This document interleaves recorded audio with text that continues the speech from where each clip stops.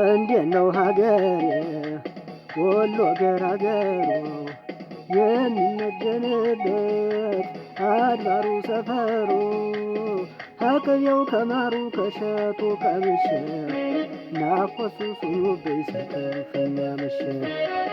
ከቅቤው ከማሩ ከሸቱ ቀምሼ